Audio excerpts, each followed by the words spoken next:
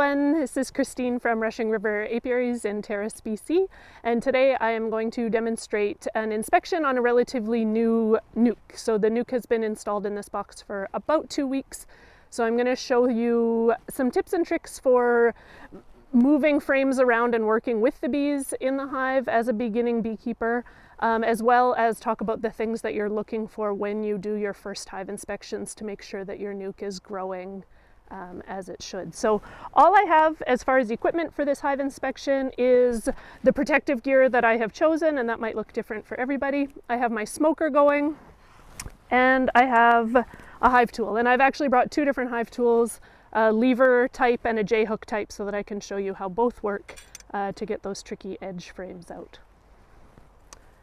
So the first thing I'm going to do, of course, I'm always working the hive from the back or the sides, depending on how your hive is set up. On our long benches, it works best for me to be behind the hive, but I don't want to work from the front because I want the foragers to be able to come and go without bumping into me. So I am right behind the hive right now, and the first thing I'm going to do is just reach around to the front and give a couple puffs of smoke in the entrance. Now we have 2 entrances on our hive. We have the regular bottom entrance, and then we actually leave a little top entrance for them. So I am putting some smoke into both of those entrances. Of course, that is to mask any alarm pheromones that the bees might spread when they realize that an intruder is coming into their hive, and hopefully avoid too many of them flying up and being actively kind of around me when I'm working. Now, this might not happen the first couple times that you go into your hive, but as your hive has been around longer, you're going to notice that this inner cover is trickier to take off because the bees have started to propolize it shut. So I just use the tapered end of my hive tool, and usually I only have to stick it under one corner.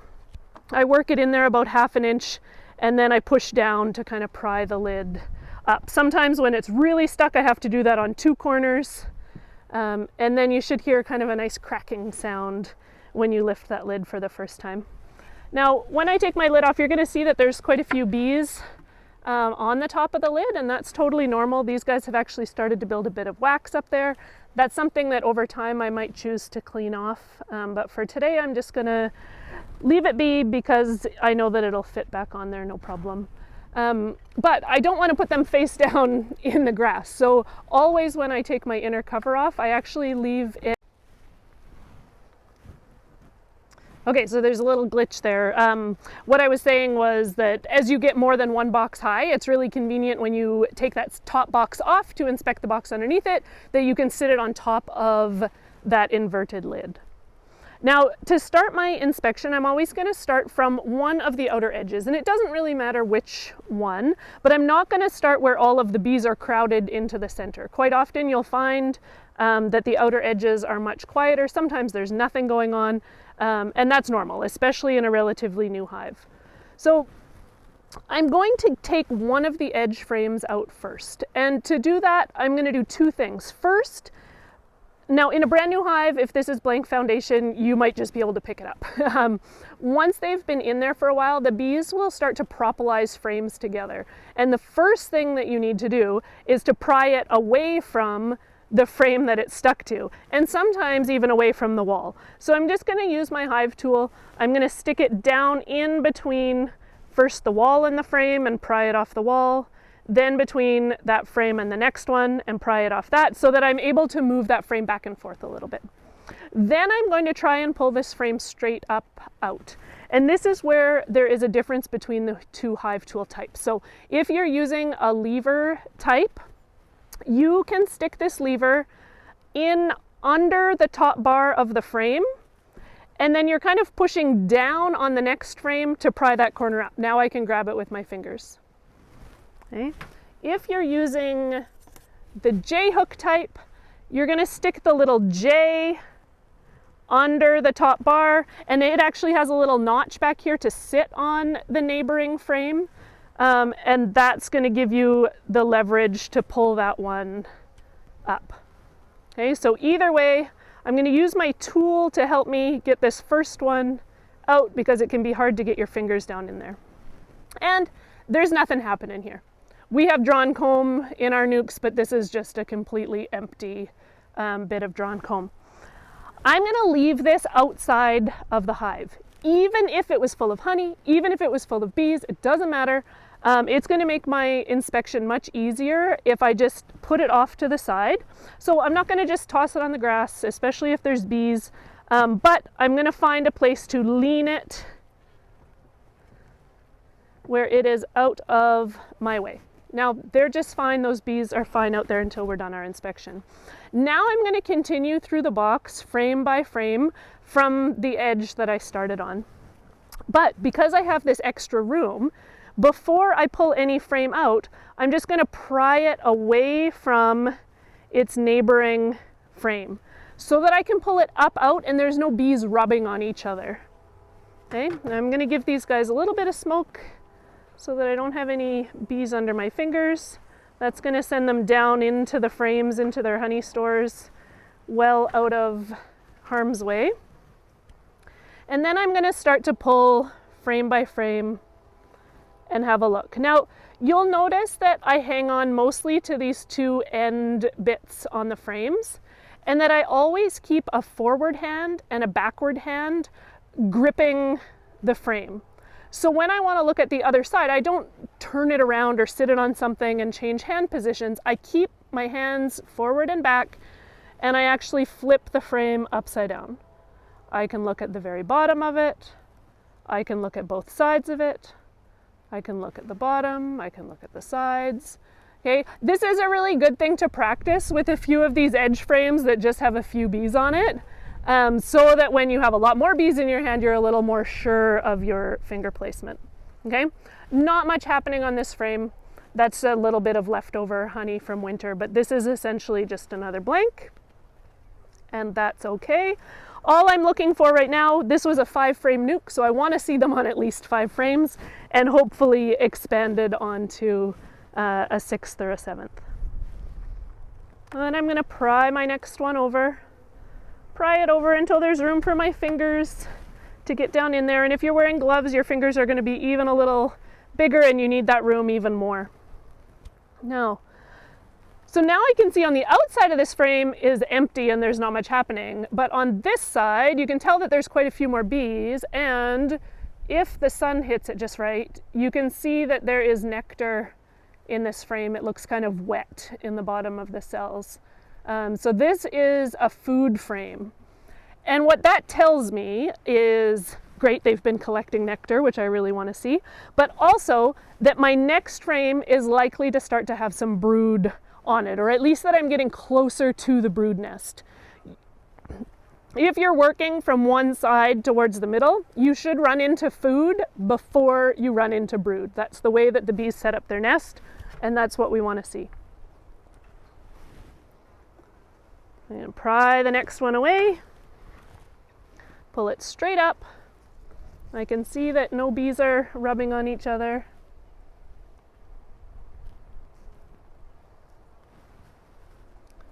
So now I'm getting into a little closer to the heart of my hive. You can tell there's a lot more activity on this frame.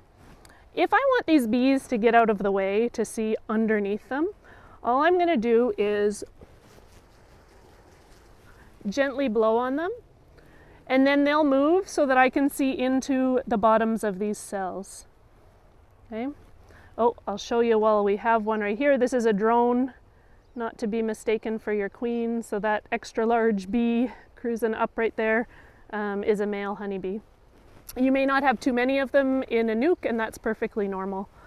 But if you see one, you want to know what you are looking at. Now, I can see on this frame that it's full of eggs, which is amazing, but eggs are one of the harder things to get your eye on as a beginning beekeeper. My best tip for that is, and it's nice that the sun has come out now, I'm going to step back so you can kind of see my head position and stuff as I do this. So if I'm looking for eggs in the bottom of the cell, I'm going to hold this up right at eye level, and I'm going to aim it so that the sun is coming over my shoulder and shining straight into the bottoms of the cells. Now the tricky part is you have to keep your head out of the way. So I'm kind of holding it off to the side of my head so that I can look into the bottoms of the cells without blocking the sun. And by doing that, I can get my eye on these teeny tiny little, they look like standing grains of rice, but really they're only about a half the size of a grain of rice. Okay, but that's the trick. Let the sun shine down into the bottom of the cell, and then you look without getting your head in the way. So you want to see eggs. Even more important than seeing your queen is seeing the eggs that she is laying. Seeing a queen lets you know you have a queen. Seeing her eggs lets you know that you have a productive queen. I'm going to move the next one over. Of course, it is always exciting to find the queen, and I'm hoping that we will on this inspection too. Oh, that girl didn't like me. Okay. So here I'm seeing some mixed age larvae. So again, if I want them to move out of the way so I can see what's underneath, I give a gentle blow, and there you can see some nice capped brood in the center. Those are the bees that are going to emerge really soon. There's a couple more drones cruising around on this frame if you want to try your eye at picking them out. They're nice round bums and big round eyes. And then I can also see, and it's a good place to look for them, around the edges of the capped brood, I can see some shiny white larvae. And I'm going to try and hold on with one hand here so I can point to some. In the bottoms of these cells right here, I hope the camera can pick some of that up a little, is some shiny white larvae. And you do want to see in your hive all stages of brood. So we've seen eggs, we've seen some capped brood, and then we're seeing larvae of different sizes. And that means that we're going to have that continuity of new bees so that our hive is always growing. But I don't see our queen yet, so this one is going to go back in.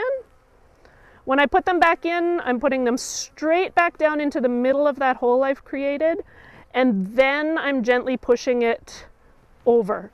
I'm pushing everything over, and it's kind of filling the space, the hole that I created at the beginning.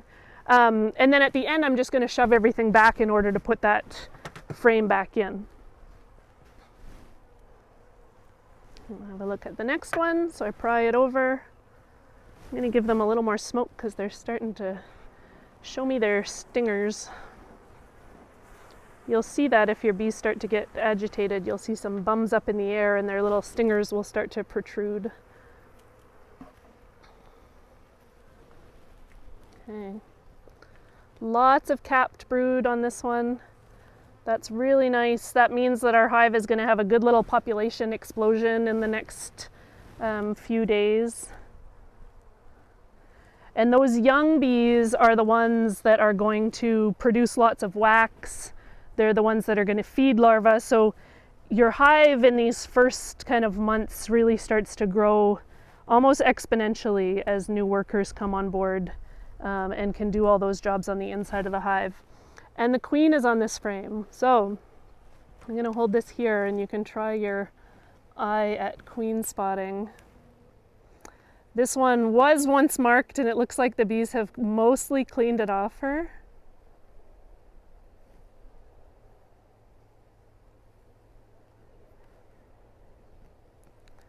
So this is her right there. You can see her abdomen is quite a bit longer. It's a little bit tapered. She's not usually covered by other bees. That's a bit of a, actually that's quite ironic that as I say that one crawls on top of her, but they really do usually make way for her. It's kind of, I hear a lot that, oh, I'll look where it's most crowded, but almost the opposite is true. They usually really get out of her way. Sometimes a bunch of bees, her attendants will be facing her as they try and care for her. And of course, you can get to know your own queen, her coloring, and that can help you pick her out as well. Sometimes you get really lucky with a nice dark queen that really stands out against the other bees. So I'm going to be extra gentle with that frame, knowing that she's on there. Okay. And now I also know that I'm getting pretty close to the end of my brood nest, because I can see that there's fewer bees on these next frames that I'm pulling. You can see this was kind of the inner edge or the inner side of the frame, and there's lots, and then on this side there's almost nothing. So we've really hit the edge, and if I look, I expect that this is mostly going to be another food frame here, because that's what I want to see on the outside edge of my nuke. And I'll just try and move enough that you can see the nice pollen that they have stored on this frame. Okay, so of course they're feeding their brood not just nectar but also pollen, which she needs to, or which they need to develop. Okay. Now, I know, even though I can see a few bees crawling on them, that the rest of these frames aren't going to have much action on them, because the bees form their brood nest in the center. It's bordered on either side by food, and then the rest is for food storage if they should get there. But this is where you can do a little bit of manipulation as a beekeeper.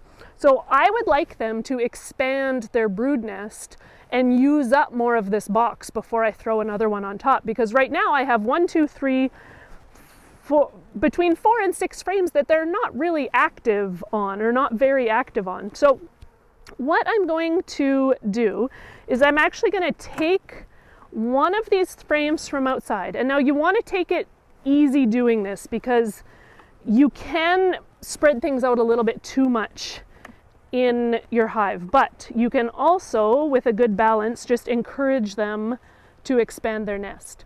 So I'm going to take a frame that is empty. It might be empty built comb if you were lucky enough to start out with some built comb, or it might be a completely blank frame. And I am going to put it in right on the edge of the brood nest. So I took it out of the far edge. I'm moving these frames all the way over to the edge now. And I'm going to put this one in between the last brood that I saw and that food frame that I said signaled kind of the end of the brood nest. I'm going to put it in there.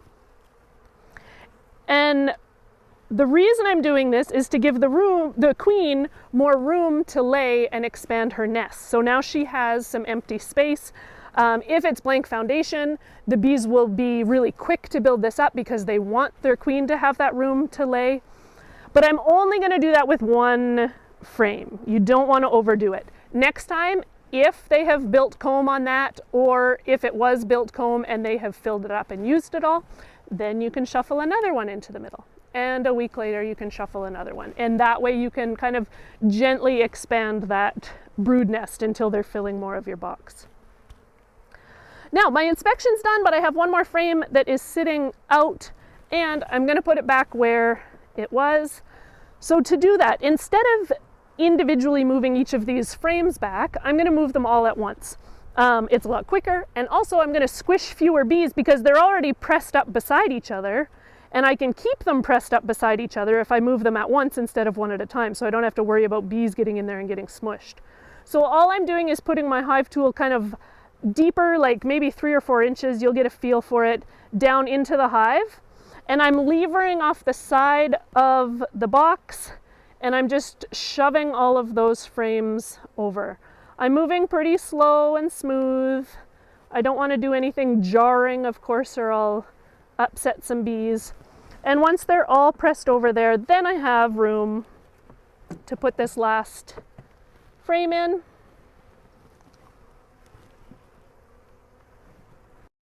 And now this last piece, it's a really quick little motion, but an important one, especially if you're working with blank foundation that the bees are just building wax on. You really don't want to leave any space in between your frames. That will just encourage your bees to build what we call cross comb, basically building comb from one frame to another instead of building it nice and flat across a frame. So to avoid that, what I'm going to do is, with my hive tool again, in all 4 corners, I'm going to stick it down in the edge, and I'm just going to gently press all of the frames toward the center. So I'm just kind of pressing out any space that's between the frames. And I'm going to do that from the four corners. So if I end up with a little bit of excess space, it's going to be on the sides where the bees are not likely to be building comb anyway, instead of in between. Now I'm going to put my inner cover back on because I don't want to squish any bees. I'm going to give them one more smoke down so they're out of harm's way. My inner cover goes back on. If yours is a new nuke and you've been feeding it to help them build up comb faster, then you're going to want to put your feeder back on first and really keep that feeder going until they have built out from your 4 or 5 frames you've started with to at least 7 or 8 and you're ready to add that next box. Keep that feed on there. Otherwise, we're just going to add the lid. And you have successfully completed a hive inspection.